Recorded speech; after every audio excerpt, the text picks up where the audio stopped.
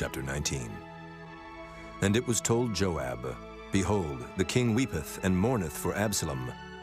And the victory that day was turned into mourning unto all the people. For the people heard say that day how the king was grieved for his son. And the people gat them by stealth that day into the city, as people being ashamed steal away when they flee in battle.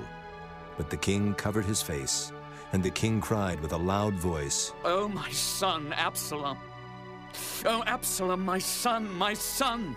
And Joab came into the house to the king and said, Thou hast shamed this day the faces of all thy servants, which this day have saved thy life, and the lives of thy sons, and of thy daughters, and the lives of thy wives, and the lives of thy concubines, in that thou lovest thine enemies, and hatest thy friends. For thou hast declared this day that thou regardest neither princes nor servants. For this day I perceive that if Absalom had lived, and all we had died this day, then it had pleased thee well. Now, therefore, arise, go forth, and speak comfortably unto thy servants. For I swear by the Lord, if thou go not forth, there will not tarry one with thee this night, and that will be worse unto thee than all the evil that befell thee from thy youth until now. Then the king arose and sat in the gate. And they told unto all the people, saying, Behold, the king doth sit in the gate. And all the people came before the king, for Israel had fled every man to his tent. And all the people were at strife throughout all the tribes of Israel, saying, The king saved us out of the hand of our enemies, and he delivered us out of the hand of the Philistines. And now he is fled out of the land for Absalom, and Absalom, whom we anointed over us, is dead in battle.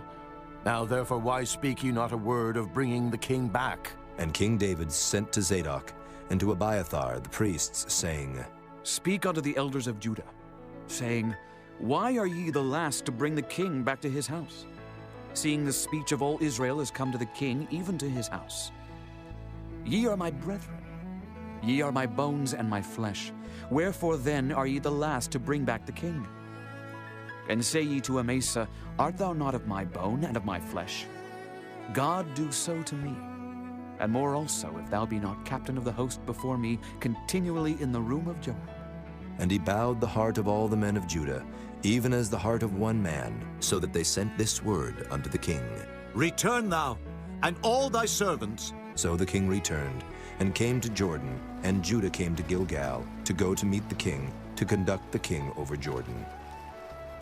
And Shimei the son of Gera, a Benjamite, which was of Bahurim, hasted and came down with the men of Judah to meet King David. And there were 1,000 men of Benjamin with him, and Ziba, the servant of the house of Saul, and his 15 sons, and his 20 servants with him. And they went over Jordan before the king. And there went over a ferry boat to carry over the king's household, and to do what he thought good.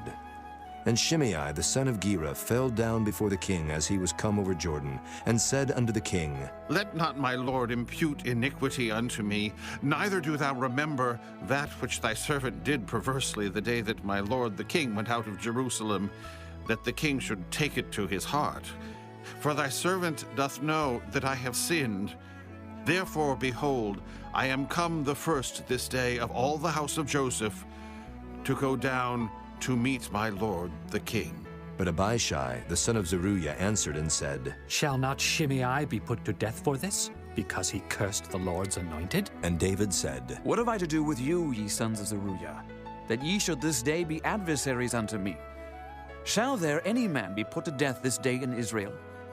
For do not I know that I am this day king over Israel? Therefore the king said unto Shimei, Thou shalt not die. And the king sware unto him. And Mephibosheth the son of Saul came down to meet the king, and had neither dressed his feet, nor trimmed his beard, nor washed his clothes, from the day the king departed until the day he came again in peace. And it came to pass, when he was come to Jerusalem to meet the king, that the king said unto him, Wherefore wentest not thou with me, Mephibosheth? And he answered, My lord, O king, my servant deceived me, for thy servant said, I will saddle me an ass that I may ride thereon and go to the king, because thy servant is lame. And he hath slandered thy servant unto my lord the king. But my lord the king is as an angel of God. Do therefore what is good in thine eyes. For all of my father's house were but dead men before my lord the king.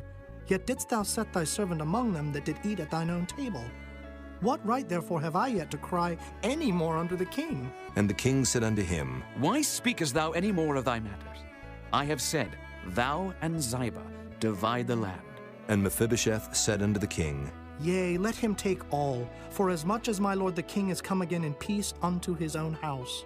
And Barzillai the Gileadite came down from Rogelim, and went over Jordan with the king, to conduct him over Jordan. Now Barzillai was a very aged man, even 80 years old. And he had provided the king of sustenance while he lay at Mahanaim, for he was a very great man. And the king said unto Barzillai, Come thou over with me, and I will feed thee with me in Jerusalem. And Barzillai said unto the king, How long have I to live, that I should go up with the king unto Jerusalem? I am this day 80 years old, and can I discern between good and evil? Can thy servant taste what I eat or what I drink? Can I hear any more the voice of singing men and singing women? Wherefore then should thy servant be yet a burden unto my lord the king? Thy servant will go a little way over Jordan with the king, and why should the king recompense it me with such a reward? Let thy servant, I pray thee, turn back again, that I may die in mine own city, and be buried by the grave of my father and of my mother. But behold thy servant Kimham, let him go over with my lord the king, and do to him what shall seem good unto thee.